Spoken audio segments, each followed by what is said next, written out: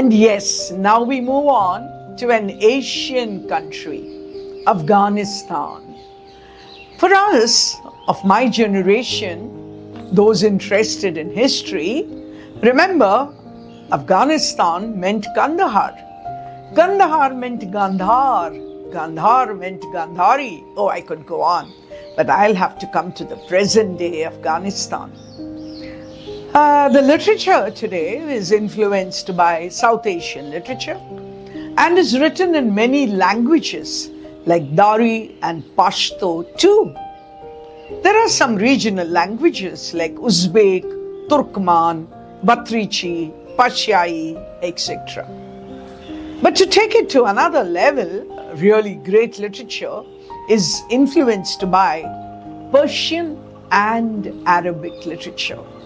So we are looking at a woman poet from Afghanistan.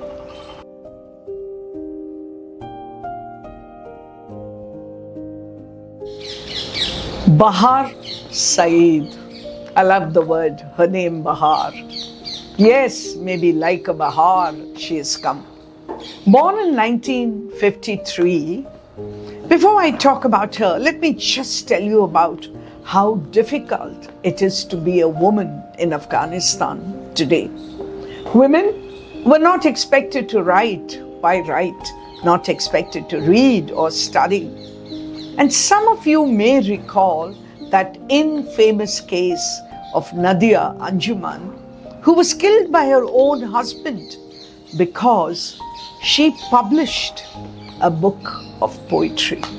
Well, it is in these circumstances that Bahar Saied writes.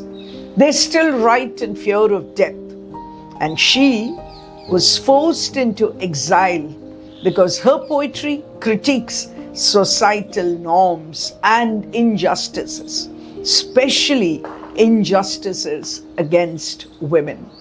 Her poems explore themes of freedom, oppression of women, challenges that they face, societal norms, and of course, through it all, she advocates justice for women.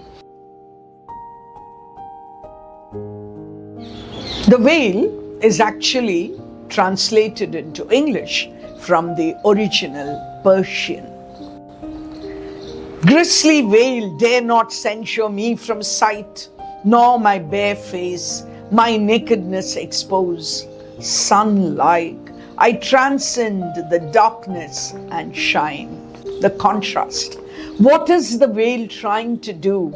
She says it is trying to censure me from sight. The sight of whom? Who should not see you? The viewer here, of course, is the male gaze. Since you can't control the male gaze, you're trying to control me by trying to hide my face. And she uses the word censure. I want us to look at it probably also as the word censor. You know, C-E-N-S-U-R-E is the word, which is criticism, but also C-E-N-S-O-R to my mind, because you decide what should be seen and what should not be seen. But remember her courage, her pride, her self-worth when she says, sun-like I transcend the darkness and shine. No blackness, however dense, can forge the mask of confinement. Can you try to cover me? Can you try to hide me? She says, no. Isn't your flawed morality, believer, to banish me thus behind the veil? You talk about morality, your morality. Isn't it flawed, she asks. And she uses the word believer. You know, you think you are right. She's really throwing barbs at patriarchy, at patriarchal norms. And how do you do it? She uses the word be with a capital B, I repeat, because you're doing all this in the name of God, as if it has been sanctioned, as if it has been decreed by the Lord. You devout visitor from the cities of pious way, a speck of doubt ought lead you thus astray? Are you so weak, she is asking patriarchy, that you can be led so easily astray, and therefore you want to cover me?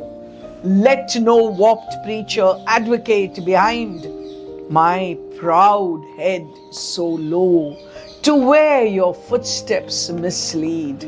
She's talking about this veiled woman who can't even look directly up here. And so what does she do? She's constantly looking at the ground, and she says, to where your footsteps mislead. You are the one who is doing wrong, and you're putting all the limits, all the oppression on us, on women. I see no fairness in such wisdom for others' frail morality. I must reside in hell because you are frail, because you don't have morals, because you don't have values, because you don't have ethics. She's saying all this in one line when she says, I see no fairness in such wisdom. I must reside in hell. Conjurer of morality. Are you a magician that you create your own morality? Devious device. Let me read that again. Why conjure up such devious device to conceal from sight my unblemished face? I am pure. I am not immoral. I am not unethical. Design instead an opaque veil to hide from innocent view your impure gaze. I feel like laughing at the irony of it. If only you had to wear the veil, because it is your gaze which is impure. So she says, why don't you design instead an opaque veil to hide from innocent views your impure gaze? It's almost like a challenge that she throws to patriarchy. How ironic, how impossible to achieve something like this, particularly in today's Afghanistan.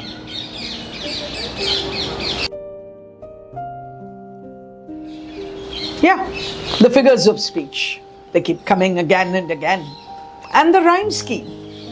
It is there sometimes, but it's not there also, because remember again, I have to repeat it, we are looking at a poem in translation, and therefore many of these figures of speech we sort of can't bring them in. But I think what is most important, which we have to look at, is the tone of the poet. She cannot be suppressed, and therefore she throws a challenge out to patriarchy. I want to leave you with that idea when you read this poem again. When I read the poem the first time, I just had to ask myself, is it any different for women anywhere in the world? Isn't patriarchy the same? Aren't women suppressed and oppressed? Aren't they being blamed all over the world for the transgressions of man? And then I thought about this poem by Imtiaz Dharkar. Some of you might have read it. And she calls the poem Parda. Is there any difference between Parda and the veil? And I looked at other women poets. Maybe it'll be a good idea to read other poets from the same region. I'm very, very clear in my mind that I'm going to be reading it only in translation. But why don't we look at some poets like Humaira Qadri, Fariba Nawa, Maryam Durrani. And sadly, but truly, most of them today live outside Afghanistan.